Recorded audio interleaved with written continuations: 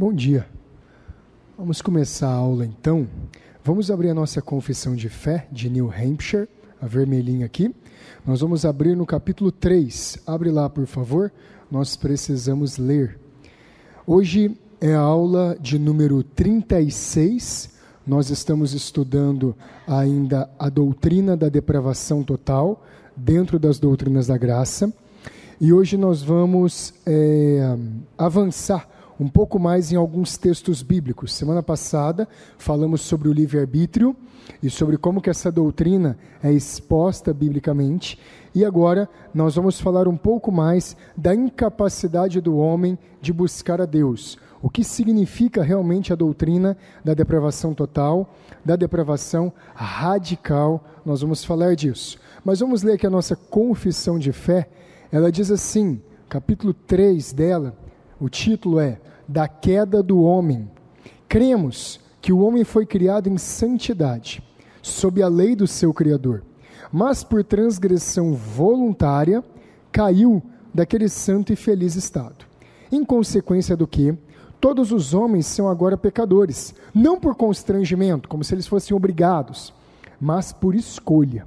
E agora, especificamente o que nós vamos ver na aula de hoje, sendo, por natureza, completamente destituídos daquela santidade requerida pela lei de Deus, inegavelmente inclinado para o mal, e por isso, sob justa condenação, à ruína eterna, sem defesa ou desculpa. Esse é o grande ponto da nossa confissão de fé de New Hampshire sobre a natureza do homem. O homem, ele perdeu, ele está completamente destituído da santidade necessária para dar acesso ao céu, para poder subir ao céu. Para que o ser humano ele tenha acesso à vida eterna, à presença de Deus, é necessário que ele seja aceitável diante de Deus. Você não coloca alguém dentro da sua casa que você não aceita aquela pessoa. Não, aceito, por favor, entre. Deus tem uma casa eterna, é o céu. E nesse céu, Ele estabeleceu que nele só entra aquele que é absolutamente perfeito moralmente. Aquele que é absolutamente santo, separado de todo e qualquer tipo de pecado. Onde que isso está na Bíblia? Abre lá no Salmo 24. Abre no Salmo 24. Vamos ver os requisitos do cidadão do céu. Os requisitos da cidadania celestial. Quem pode entrar no céu? Quem pode ser eternamente salvo, estar eternamente com Deus? Veja só o Salmo 24, versículo 1. Ao Senhor pertence a terra e tudo que nela se contém. O mundo pertence a Deus. O mundo tem um dono. E o dono do mundo, o dono de toda a criação é Deus. Vamos continuar. O mundo e os que nele habitam. Fundou a terra sobre os mares e sobre as correntes a estabeleceu. Agora aqui ele vai perguntar, quem pode entrar na presença de Deus? Quem pode viver eternamente com Deus no céu? Vamos ver a resposta sobre isso. Olha o que diz a Escritura. Quem subirá ao monte do Senhor? Quem há de permanecer no seu santo lugar? Na eternidade com Deus. O que é limpo de mãos, puro de coração, que não entrega sua alma à falsidade, nem jura dolosamente. Este obterá do Senhor a bênção e a justiça do Deus da sua salvação. Até aqui perfeito. Qual é o requisito para eu entrar no céu? Eu devo ser limpo de mãos. Eu não devo cometer pecados com o meu corpo. Isso aqui é uma figura de linguagem para falar que eu não devo cometer pecados com o meu corpo. E o apóstolo Paulo explica isso muito bem. 1 Coríntios capítulo 2, 1 Coríntios capítulo 6, os pecados que são possíveis de serem cometidos pelo corpo. Aí ele fala, e aquele que é puro de coração.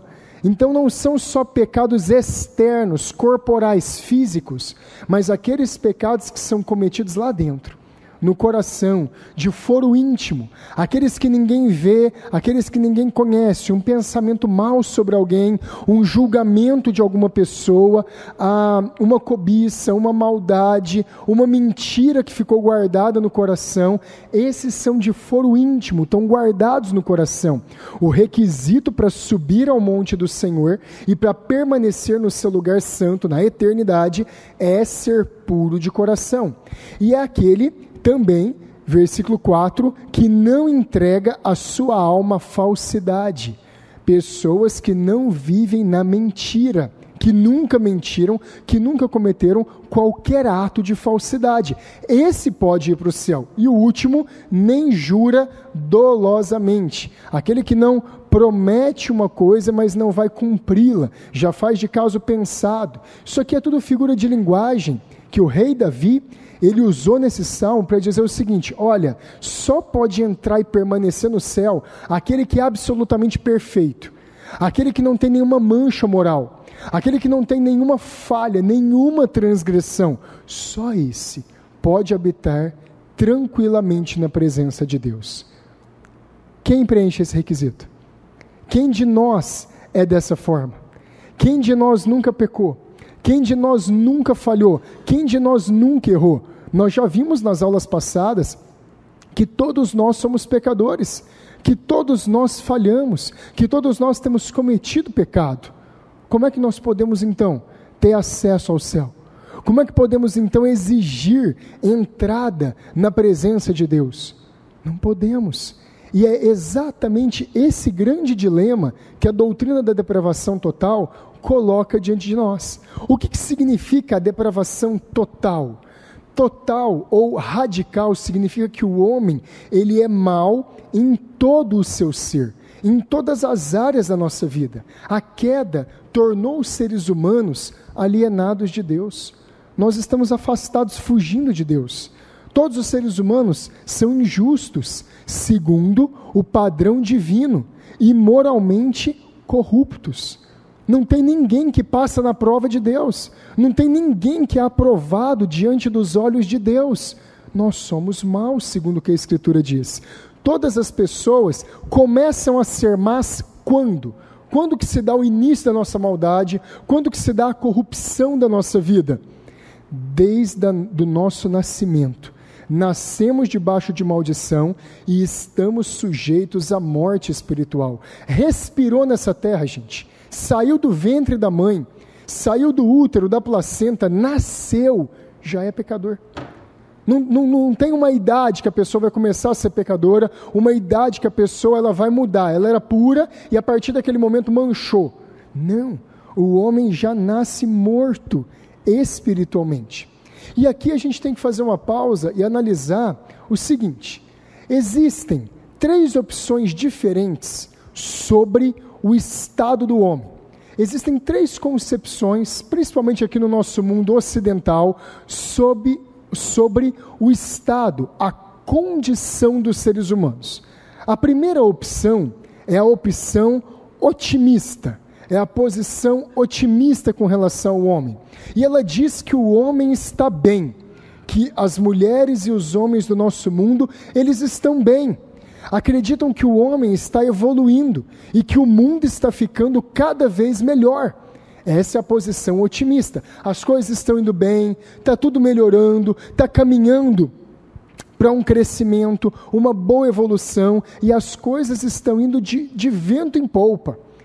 Essa posição otimista, eu não sei se vocês já viram uma propaganda, existe uma cerveja chamada Budweiser, ela está sendo muito comercializada ultimamente no Brasil, e ela tem uma propaganda que ela fala assim: Great times are coming, significa bons tempos estão vindo. A propaganda dessa cerveja, eu não estou fazendo apologia a nada disso, de jeito nenhum, pelo amor de Deus, mas eu estou falando da propaganda dela. A propaganda dela, ela mostra essa visão otimista com relação ao homem. Grandes tempos estão por vir, coisas boas estão por acontecer. Essa é a visão otimista com relação ao ser humano, com relação ao futuro. As coisas estão indo bem. Só tem um problema com a visão otimista: ela é falsa. Não adianta a gente ser otimista quando toda a realidade mostra que não é aquilo que vai acontecer. Não adianta a gente ser otimista, sair lá fora, olhar o céu e, puxa, que céu maravilhoso. Não, filho, está nublado, não tem sol, vai chover. Nossa, que dia bom que está hoje. Não está bom não, vai chover, vai cair um toró. Não está bom. Então o otimismo, ele não transforma situações em realidade. Você ser otimista, pensar positivamente com relação a alguma coisa, não torna o preto branco, não torna o fedido cheiroso. E é esse o ponto. Essa visão está errada porque ela tem uma visão utópica. O que é uma utopia? É algo que a pessoa deseja, que ela tem o interesse que seja verdadeiro, mas que é falso, que nunca vai ser verdade, que nunca vai acontecer. Uma utopia, não sei se você já assistiu aquele desenho, Dumbo, o elefante voa batendo as orelhas. É uma utopia, aquilo ali nunca vai acontecer. Um elefante de 2 toneladas nunca vai levantar voo com 2 orelhas batendo. Só se a orelha dele for do tamanho do Maracanã, mas não vai voar, não tem jeito. Aquilo é mentira, é falso. Essa visão otimista com relação ao homem, ela é falsa. Por quê? Essa visão ela veio lá do iluminismo, lá do modernismo francês. É uma visão que nós estamos evoluindo, estamos avançando. Beleza. E essa visão também foi muito fortalecida com o socialismo, o comunismo, o marxismo. E eles têm essa visão que as coisas estão indo bem. Só tem um problema. A história, ela mostra que isso é falso. Essa visão foi refutada pela história. 2 guerras mundiais no século XX, mais de 30 milhões de mortos. As barbáries morais da atualidade, aborto, eutanásia, todas essas coisas que estão aí, só abrir o jornal diante de nós. A corrupção geral das pessoas. Nunca o homem fez tanto mal quanto nos últimos 150 anos. Então a posição otimista tem que ser descartada, ela é falsa. Ela não preenche a realidade. O homem não está bem, nós não podemos ter uma visão otimista do homem. Então nós temos a segunda posição, a segunda visão do homem, que é a posição realista. Peraí, o homem, ele não está bom não. Tem alguma coisa errada com o homem, tem alguma coisa errada com a natureza do homem. Essa é uma posição realista. E essa posição realista acredita que o ser humano está doente. É essa a posição. Olha, o ser humano tem uma doença, tem algo errado com o ser humano. Só que essa posição também ainda não é totalmente verdadeira, factível. Porque se o homem está doente apenas, há a possibilidade para administrar um remédio, há a possibilidade para administrar alguma cura e acontecer um provisionamento, um melhoramento moral no homem. Essas pessoas que adotam a posição realista acreditam que tem algo errado com o homem, mas não acreditam que a situação seja impossível de mudança.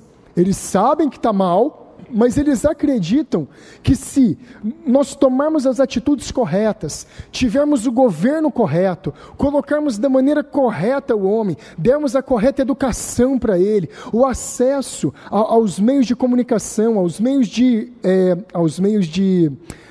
rendimentos financeiros e econômicos adequados, se nós acabarmos com a pobreza no mundo, se nós não tivermos mais ninguém passando fome, mas ninguém tendo sede, se nós acabarmos com as desigualdades sociais, com os ajustes corretos, as coisas podem melhorar. Essa é a visão realista. O homem está doente, ele precisa de alguns ajustes, de alguns apertos, e as coisas podem melhorar. Só tem um problema.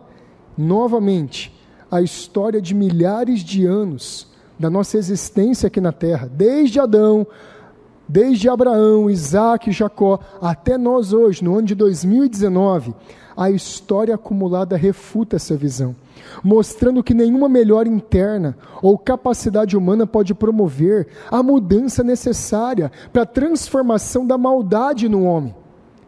Albert Einstein, uma vez, ele fez um comentário famoso. Ele foi o responsável por descobrir e por colocar em prática, em atuação, a teoria da relatividade geral e da relatividade especial. O grande físico do século XX, um homem super inteligente, contado entre as maiores mentes da história.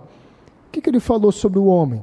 é mais fácil desnaturar o plutônio, é mais fácil você fazer uma bomba atômica, é mais fácil você tirar as propriedades atômicas do plutônio, material radioativo, do que você tirar a maldade do coração do homem. Não tira, não sai. É mais fácil você conseguir fazer uma fissão nuclear e ter uma bomba atômica do que você conseguir tirar a maldade do homem. Algumas pessoas chegaram nessa conclusão.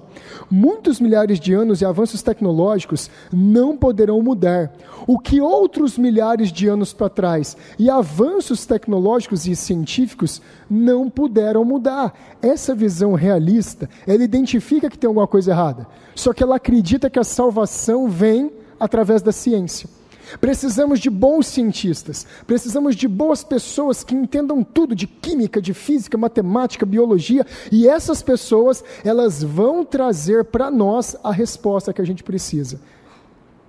Não vai dar certo. O homem não está precisando só de um ajuste, o homem não está precisando só de uma melhora. O homem, ele é completamente mau. Todas as áreas do nosso ser, elas estão debaixo da queda, debaixo da condenação do pecado. E aí nós vamos para a terceira opção sobre o estado do homem, sobre a nossa condição, e a opção bíblica. A posição bíblica, ela diz que o homem, ele não está bem, e isso é uma mentira.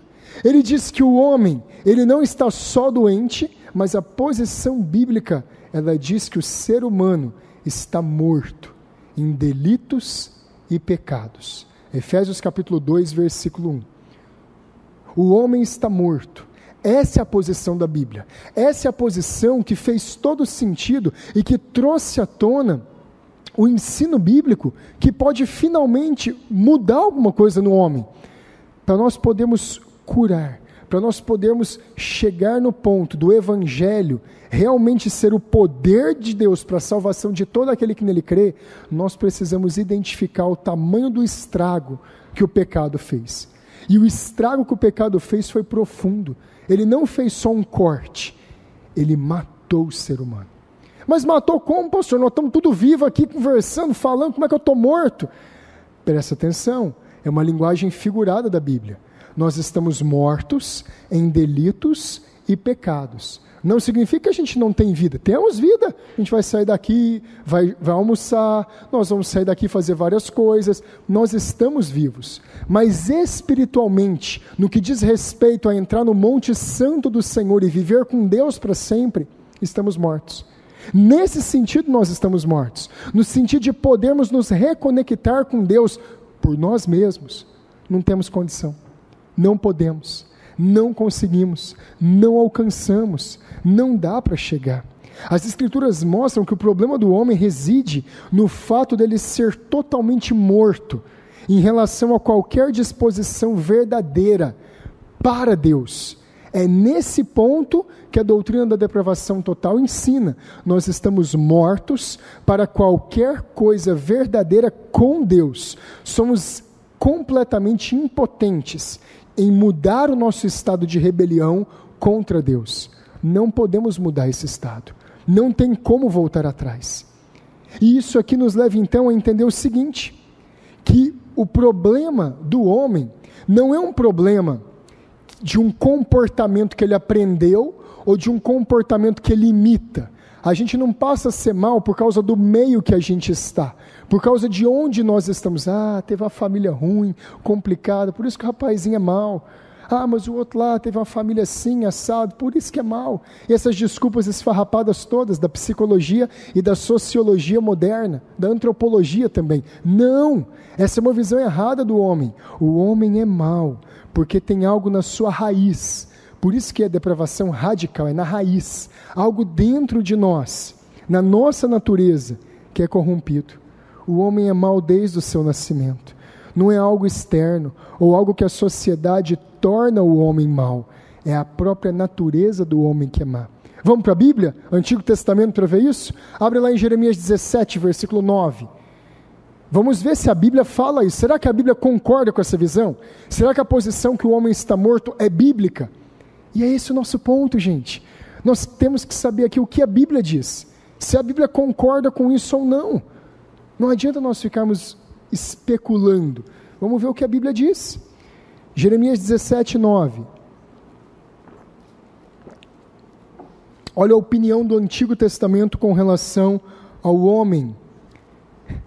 E esse versículo ele é muito, muito claro. Enganoso é o coração, mais do que todas as coisas, e desesperadamente corrupto. Quem o conhecerá? Olha a declaração da Bíblia sobre nós.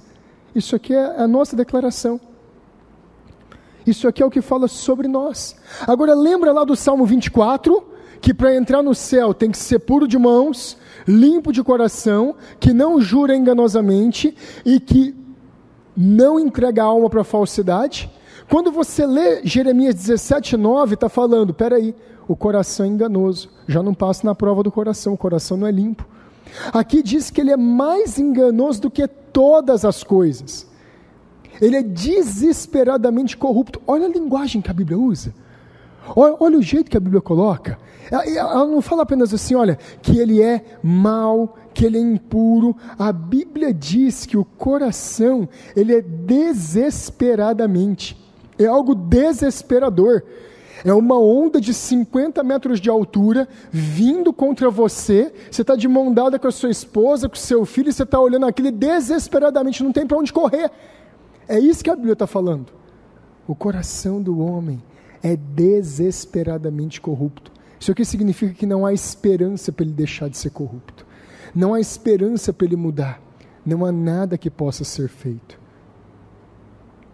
Tem uma música, lembrar qual que é agora. Nenhum feito que alcançar, nenhum bem pode me regenerar. Eu não lembro exatamente que música que é essa, mas é um hino. E é exatamente esse o estado do homem. Se a gente trabalhasse sem cessar, se a gente chorasse sem cansar, seria tudo inútil, seria tudo em vão, porque só em Deus está a salvação. Rocha Eterna é o nome da música. Só em Deus haveria salvação. Não adianta nenhum trabalho, nada que a gente puder fazer. Não dá para mudar o tão desesperadamente corrupto que é o nosso coração. Essa é a opinião da Bíblia sobre nós. É isso que a Bíblia diz. Volta um pouquinho para Jeremias 13, versículo 23. Vamos ver um outro testemunho do Antigo Testamento sobre nós. Jeremias 13, 23. Pode acaso o etíope mudar a sua pele, ou o leopardo as suas manchas? Então poderíeis fazer o bem, estando acostumados a fazer o mal. Isso a gente já explicou na aula passada, esse versículo aqui, mas só para citar ele novamente, não dá. Dá para mudar a cor da pele? Não dá. Dá para mudar e tirar as manchas do leopardo? Não dá, isso aqui é uma figura de linguagem. Isso aqui está dizendo o seguinte, olha, a natureza, nós nascemos por natureza caídos, por natureza pecadores, e não dá para aprendermos a fazer uma coisa diferente, para agirmos de uma maneira diferente. Por isso que a nossa confissão de fé, de New Hampshire, aqui no capítulo 3, ele diz que nós somos por natureza completamente destituídos da santidade requerida pela lei de Deus. Qual lei de Deus? Nós lemos aqui, o Salmo 24, como é que entra no céu? Quem é o cidadão do céu? Quem é absolutamente puro. Não cumprimos. Nós somos inegavelmente inclinados para o mal, e por isso, sob justa condenação, a ruína eterna, sem qualquer defesa ou sem desculpa. Agora vamos ver se o Novo Testamento concorda com isso. Como que o Novo Testamento enxerga a nossa vida? Somos bons? Existe alguma área no coração do homem que não morreu, que está viva ainda? Nós vamos ver que não. Abre lá em Efésios 2. Efésios capítulo 2, versículo 1.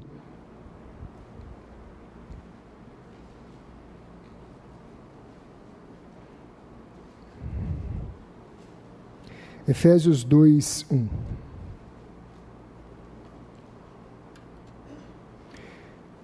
Nós vamos lendo devagar e aí fazendo algumas pausas para explicar o texto.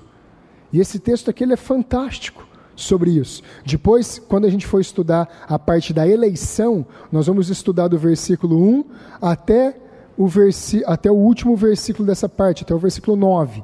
Mas agora só do 1 até o 3, para entender a perdição do homem. Veja só o que o apóstolo Paulo diz.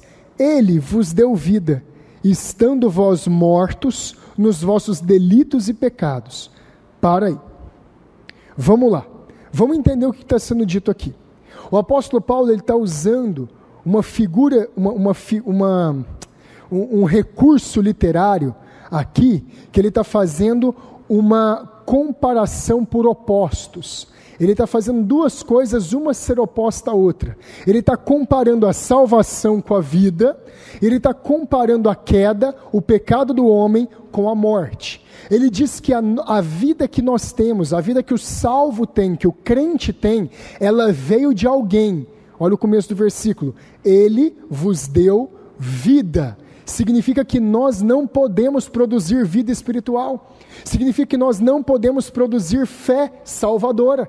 Significa que nós não podemos produzir qualquer melhora moral na nossa vida. Por quê? É a outra parte do versículo. Estando vós mortos nos vossos delitos e pecados. Por que a gente não pode ter vida? Porque a Bíblia diz que nós estamos mortos. Agora isso aqui é importante. Porque isso aqui define se o homem, ele, na queda, quebrou a perna, se o homem está só doente, se o homem está só um pouco incapaz, ou se ele está morto diante de Deus. E isso aqui faz toda a diferença entre o sistema de salvação bíblico, reformado, calvinista, e o outro sistema de salvação que não consegue se sustentar biblicamente, do arminianismo. Porque o arminianismo, ele fala que o homem, ele tem algo bom ainda tem coisas boas dentro do homem, ainda tem coisas no homem que pode fazer Deus olhar para ele e gostar dele. Mas vamos para a Bíblia. A Bíblia está falando aqui que nós estamos mortos. Efésios 2:1. Que palavra que é essa? No grego é necros. Necros, necromancia, adoração, invocação dos mortos. Necrofilia, comer partes de cadáver, enfim, necro no grego significa morto, e não significa morto só, no sentido, ele está doente, não, é morto, acabou, está morto, cessou a vida, acabou a vida, e nós estamos mortos no quê? Aí a Bíblia fala, nós estamos mortos nos nossos delitos, afron no grego, e pecados, hamartia, nós estamos mortos em transgressões contra Deus, estamos mortos em fugir, nos rebelar contra Deus. A condição do homem não salvo é de morte espiritual. Estamos mortos espiritualmente, indiferentes para Deus. Deus pode chamar, Deus pode gritar, as pessoas podem falar conosco, e o evangelho não faz sentido. Antes de Deus converter você, antes de Deus me converter, quantas vezes você tentou buscar a Deus? Não conseguia, não dava certo, não ia verdadeiramente. Eu me lembro, antes da minha conversão, peguei aquela bibliona católica que tinha lá na casa do meu pai e da minha mãe, 5 quilos de Bíblia, abri a danada, fui lá no Gênesis, comecei a ler. No princípio Deus criou os céus e a terra e tal, cheguei até no tal do Abraão lá. Nossa Deus, ainda bem que o Senhor já criou mesmo, né? Então agora eu vou viver. Não queria nem saber daquilo ali, aquilo ali não falava nada comigo, ia na igreja católica não entendia nada, ia no espiritismo não entendia nada, e esse é o estado de qualquer pessoa que não teve o clique, que não teve o despertar do Espírito Santo, porque quando o Espírito Santo desperta o coração de um pecador, meu Deus, você já leu o que está escrito aqui? Você já viu o que esse texto fala? Você entendeu o que ele está dizendo? Agora é meu Deus, agora eu estou vivo para Deus, e isso mostra para nós, que antes da salvação, nós estamos mortos espiritualmente, não temos interesse em nada que seja de Deus, podemos até ter religiosamente, podemos até ter de uma maneira humana, mas não da maneira salvadora, pode ser beata, pode fazer voto de castidade, pode trancar lá na clausura do convento, o pecado não saiu do coração. Vamos continuar no texto, versículo 2. Nós estamos mortos nos delitos e pecados, nos quais andastes outrora, segundo o curso deste mundo, segundo o príncipe da potestade do ar. Aqui o apóstolo Paulo está fazendo um outro contraste. E ele está dizendo aqui o seguinte, que aqueles que estão mortos nos pecados, os não salvos, eles andam de acordo com uma regra, de acordo com uma norma. Qual norma? A norma do mundo, a norma do pecado. E eles têm um governante. Quem é esse governante? O príncipe da potestade do ar, o diabo. Isso aqui é uma maneira figurada de falar do diabo. O que isso aqui significa? Significa que só existem dois tipos de pessoas no mundo. Só existem duas classes de pessoas no mundo: os filhos de Deus e os filhos do diabo. Quem não é filho de Deus é filho do diabo. 1 João capítulo 3, não precisa abrir, eu vou ler para você, versículo 8. Aquele que pratica o pecado procede do diabo, porque o diabo vive pecando desde o princípio. Para isto se manifestou o Filho de Deus, para destruir as obras do diabo. Versículo 10. Nisto são manifestos os filhos de Deus e os filhos do diabo. Todo aquele que não pratica a justiça não procede de Deus, nem aquele que não ama a seu irmão. Aqui nós estamos dividindo o mundo em duas classes: filhos de Deus, filhos do diabo. E enquanto uma pessoa não é salva, ela é filha do diabo. Ela está de acordo com o curso desse mundo. Ela está vivendo de acordo com o desejo do pecado. Você percebeu por que o evangelho é um escândalo tão grande? Você percebe por que os discípulos, lá no início da igreja cristã, no ano 33, 34, 40, eles foram tão perseguidos? Você entende por que eles mudaram o mundo de ponta cabeça? Porque a mensagem de Cristo era absoluta. Ela chamava todos os homens, ou arrependimento e a fé e serem feitos filhos de Deus, ou condenava todos os homens como pecadores. Não tinha meio termo. É uma mensagem indigesta. É uma mensagem que as pessoas não aceitam. É uma mensagem que o pecador não quer ouvir. Gente, mas é o que a nossa Bíblia diz. Olha que nós já lemos tantas vezes esse texto aqui de Efésios. Ou é filho de Deus ou é filho do diabo. Por que os apóstolos foram martirizados? Por causa dessa mensagem. Por causa dessa visão da realidade sobre o ser humano. Não tem pessoa boazinha. Não tem pessoa, ela é joinha, ela é legal. Claro que existem pessoas que são altruístas, que fazem coisas boas, que são capazes até de heroísmo. Claro que sim. Só que eu estou falando aqui no que diz respeito à salvação. Isso aqui precisa ser entendido. No que diz respeito à salvação, não tem ninguém bom diante de Deus. Todos estão perdidos. Veja só a continuação do versículo. Do príncipe da potestade do ar, do espírito que agora atua nos filhos da desobediência. Quem não é filho de Deus é filho da desobediência, e o diabo está atuando sobre ele. Não significa que a pessoa é possuída por um demônio, que todo mundo que não é crente carrega um capeta no corpo. Não é isso, não é isso. A pessoa, ela é inclinada para o mal, ela é seduzida, ela é conduzida pelo governo de Satanás. Continua, versículo 3. Entre os quais também todos nós andamos outrora. Opa! O apóstolo Paulo está falando uma coisa aqui importantíssima. Ele está dizendo que essa inclinação para o pecado, ela é geral, ela é comum a todos os homens. Ela só é mudada com a salvação. Todos nós andamos outrora. Todos nós andamos antigamente. Todo mundo nasceu nessa condição. Continua. Segundo as inclinações da nossa carne, fazendo a vontade da carne e dos pensamentos. Gente, essa parte do versículo aqui é fundamental, porque nós falamos de diabo, falamos de tentação, falamos que o príncipe da potestade do ar inclina as pessoas para o pecado, é verdade, mas veja só o apóstolo Paulo colocando aqui as coisas no equilíbrio correto. Ele diz assim, ó, segundo as inclinações da nossa carne, fazendo a vontade da carne e dos pensamentos. Quando um pecador peca, não é o diabo que está com um garfo atrás dele fazendo ele pecar. Quando ele peca, é porque ele está fazendo aquilo que ele gosta. Ele está fazendo algo que ele adora. Ele está fazendo algo que para ele é um prazer. O pecado para o pecador é um prazer. Não é uma tristeza mentir. Não é uma tristeza fornicar. Não é uma tristeza roubar.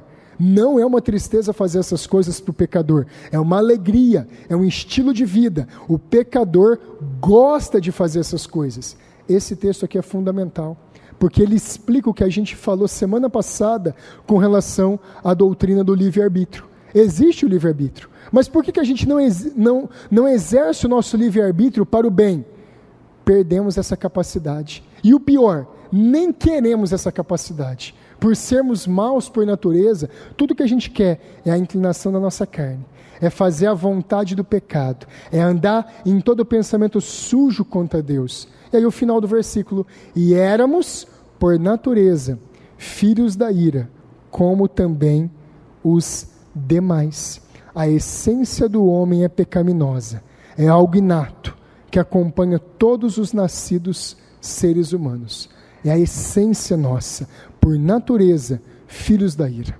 E isso aqui não muda, a não ser pelo poder de Deus. Isso aqui não muda, a não ser pela salvação. Não tem como mudar esse estado. Abre em Gálatas capítulo 3, versículo 10. Vamos continuar no Novo Testamento. Nós estamos descendo aqui para conhecer o coração do homem.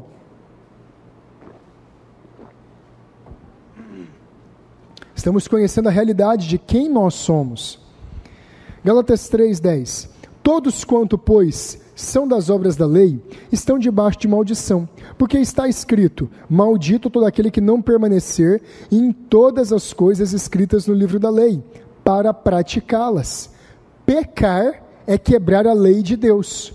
Todo mundo quebra a lei de Deus. Maldito todo aquele que não permanece em todas as coisas. Vamos pegar só os 10 mandamentos. Não tomar o nome de Deus em vão, fazer piada com o nome de Deus, usar o nome de Deus no momento impróprio. Todos nós já fizemos isso. Não ter outros deuses diante de nós, cometer idolatria. A santinha lá, nós já prostramos, adoramos, fizemos o nome do Pai. Idolatria. Não adulterarás, não furtarás, não dirás falso testemunho, não cobiçarás. Quebramos a lei de Deus. Não podemos ser justos.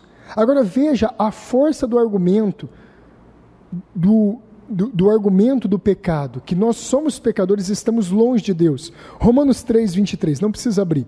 Pois todos pecaram e carecem da glória de Deus. Tem uma outra tradução que diz: todos pecaram e estão destituídos, cortados da glória de Deus. O pecado nos cortou da presença de Deus. Estamos cortados. Não tem como. Não dá para chegarmos perto de Deus com o pecado. Romanos 11:32. Porque Deus a todos encerrou na desobediência, a fim de usar de misericórdia para com todos. Esse texto aqui é importante, porque deu polêmica aí esses tempos para trás, com um pregador aí na televisão, e ele foi falar que ele ia destruir o calvinismo.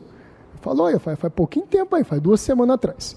E aí o Senhor citou esse texto aqui, e ele falou: porque Deus a todos encerrou na desobediência, olha aqui, a todos, a fim de usar de misericórdia com todos.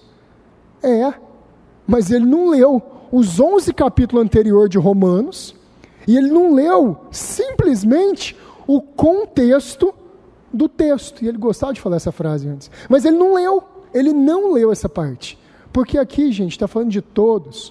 O todos que Paulo está falando aqui não é cada indivíduo da raça humana.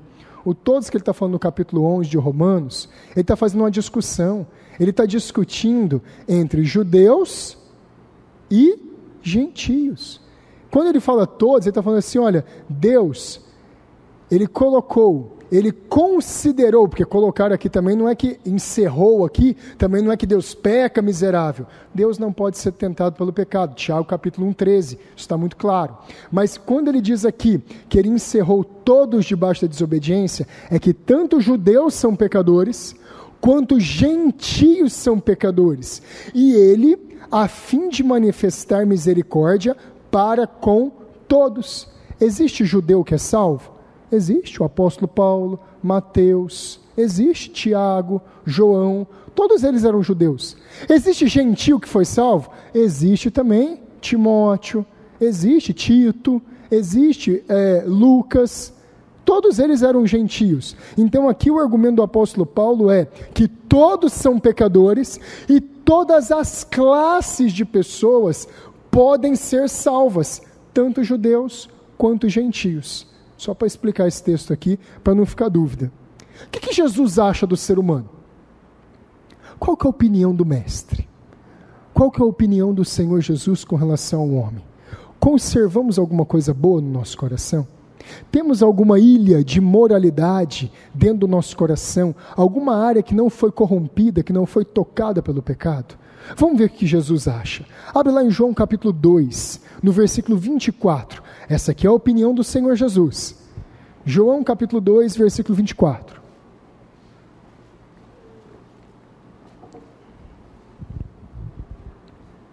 João 2, 24 e versículo 25. Jesus tinha acabado de declarar aqui sobre a morte, a ressurreição dele, que ele reconstruiria o templo em 3 dias.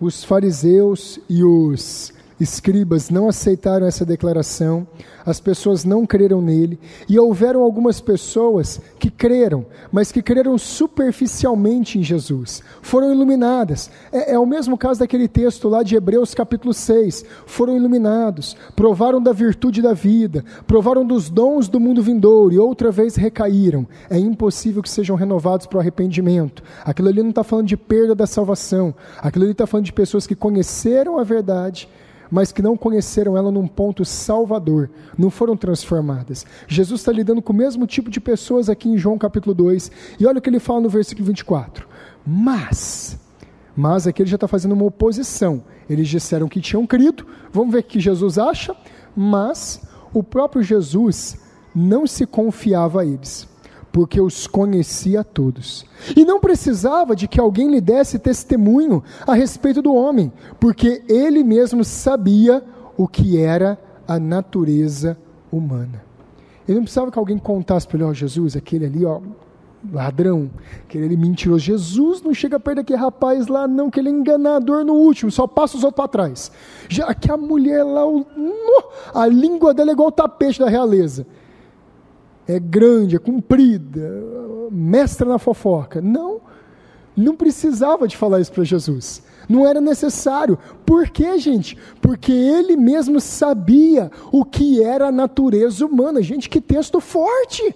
Jesus sabia que não poderia confiar no homem, Jesus sabia que o homem era mau. Como é que a gente completa esse texto? Mateus 7,11, abre lá porque isso aqui vale a pena. Mateus 7,11, isso aqui é a declaração de Jesus, o que ele testemunha sobre a condição humana.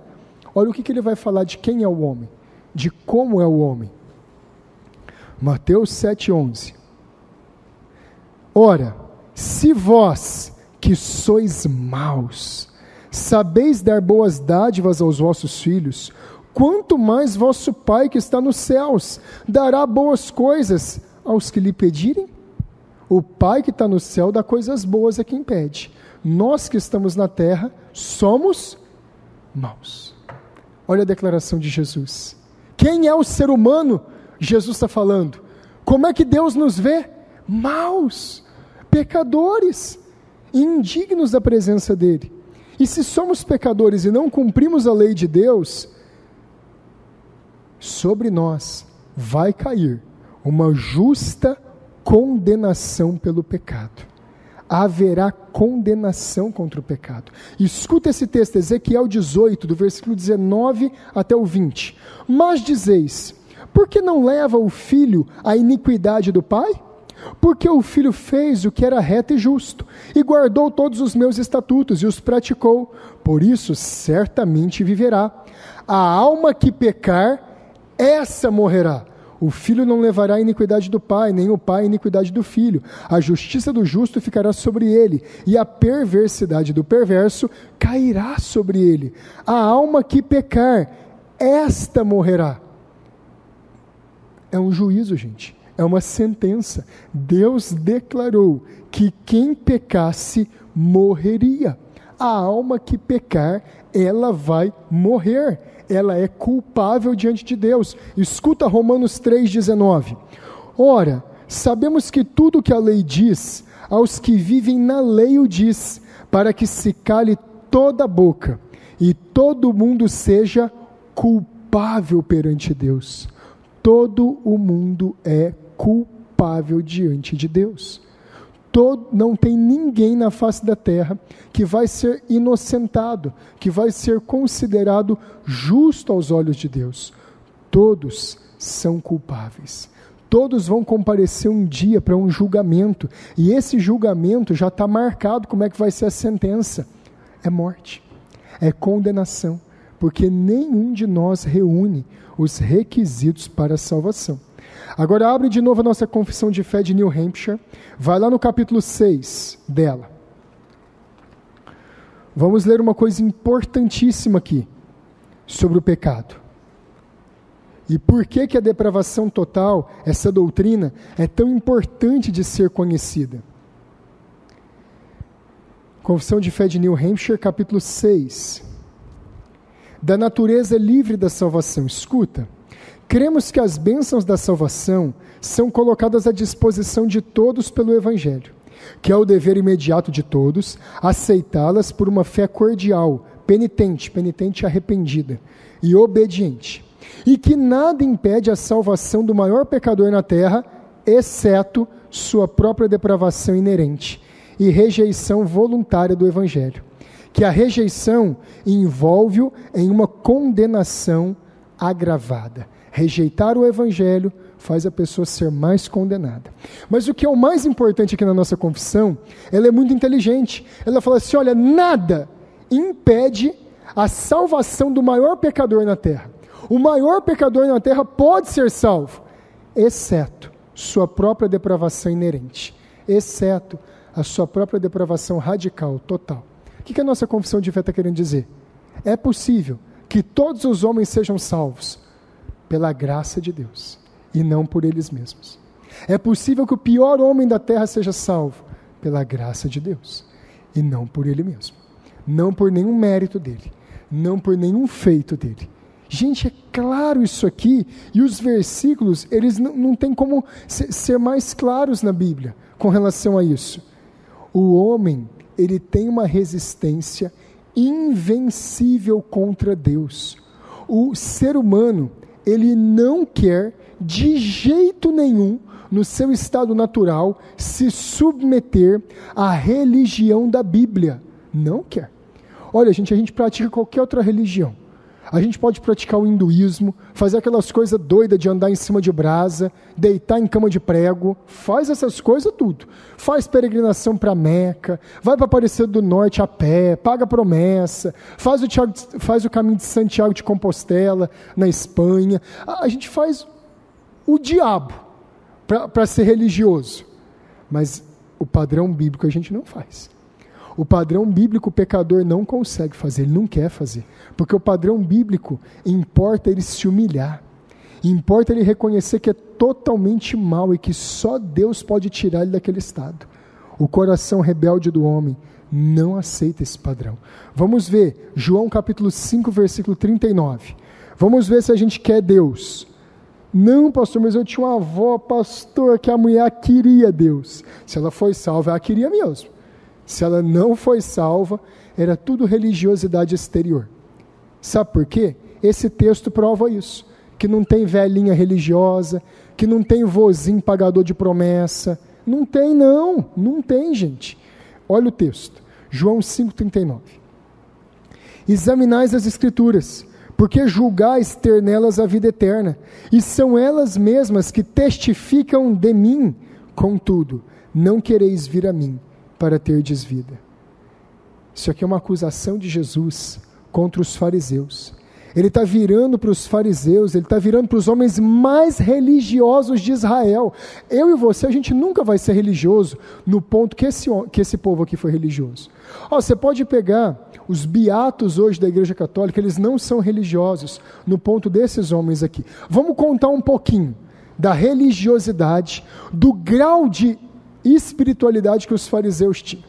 Tinha que cumprir o mandamento do sábado, Cláudio. Eles estabeleceram que para cumprir o mandamento do sábado e não trabalhar, eles só podiam andar uma determinada distância. Eles mediam os passos, quantos passos eles davam durante o sábado. para não trabalhar no sábado. Eles faziam toda a comida deles antes, na sexta-feira, para não cozinhar e não fazer nada durante o sábado. Eles faziam todas as atividades deles, procurando dar a maior glória para Deus na cabeça deles, que era uma glória errada, possível. Quando eles iam comer as refeições, não, as nossas refeições têm que ser puras, porque elas entram dentro do nosso corpo, e o nosso corpo é templo de Deus. Então eles lavavam as mãos, mas não lavavam a mão igual a gente, lavavam a mão até os cotovelos. Isso chamava lavagem, era uma purificação ritual deles. Lavavam as mãos até os cotovelos. E acusaram o coitado de Pedro, o coitado de Tiago, de João. Mestre, está falando para Jesus, mestre, os teus discípulos comem sem lavar as mãos? Coitado, né? Para falar isso de Pedro, né? Tadinho, devia estar pegando o trem ali do jeito que vinha, né? Mestre, que absurdo seus discípulos fazerem isso. Aí Jesus, não, meu filho.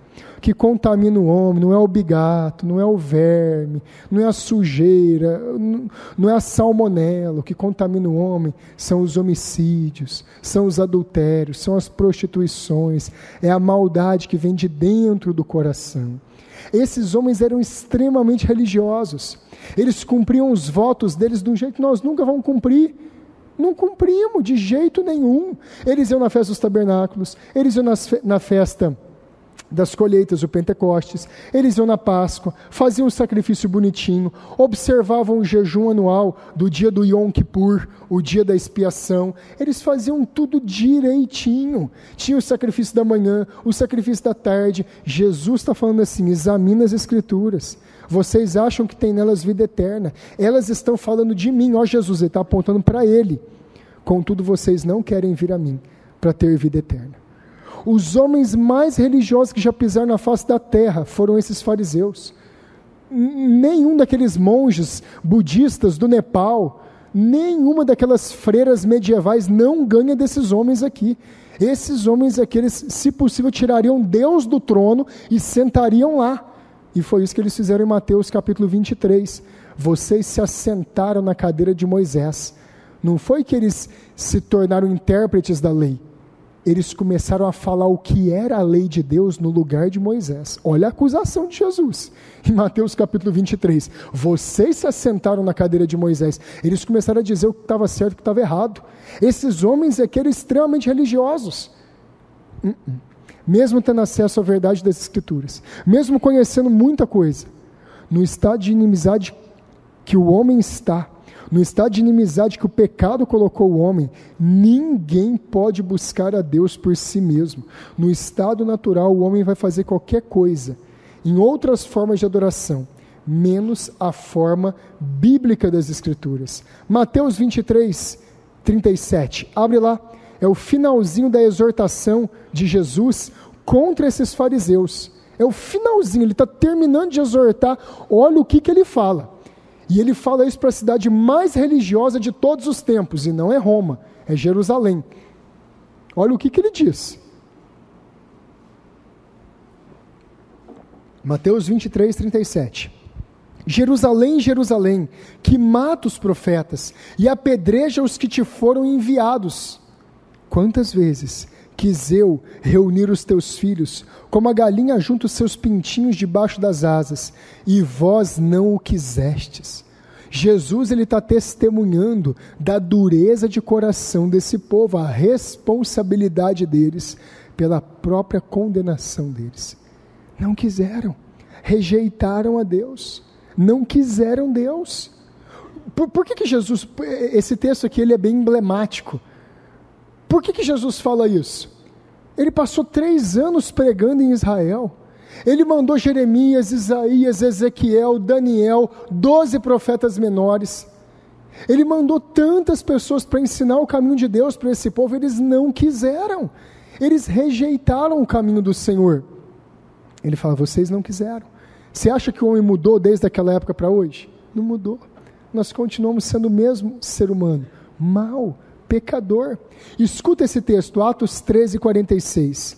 Então, Paulo e Barnabé, falando ousadamente, disseram, cumpria que a vós outros, em primeiro lugar, fosse pregada a palavra de Deus, mas posto que a rejeitais e a vós mesmos vos julgais indignos da vida eterna, eis que nos voltamos para os gentios.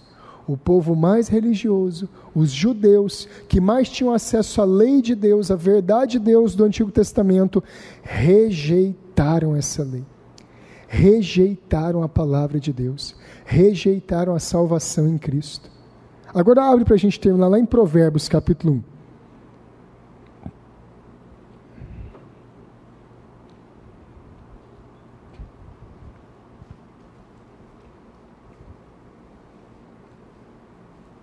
Provérbios no capítulo 1, no versículo 24.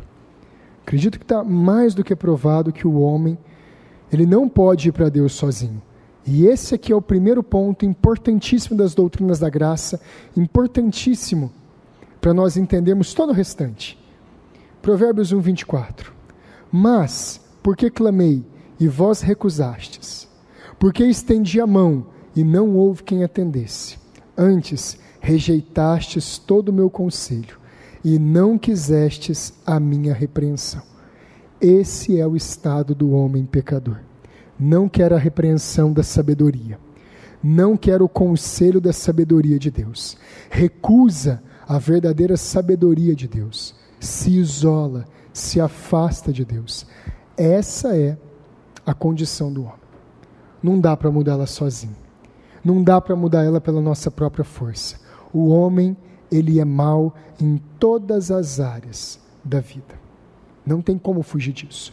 Esse, gente, é esse primeiro ponto das doutrinas da graça. Depravação total. Depravação radical. Para nós entendermos o Evangelho e para nós entendermos a salvação de Deus, precisamos primeiro entender o que aconteceu com o homem.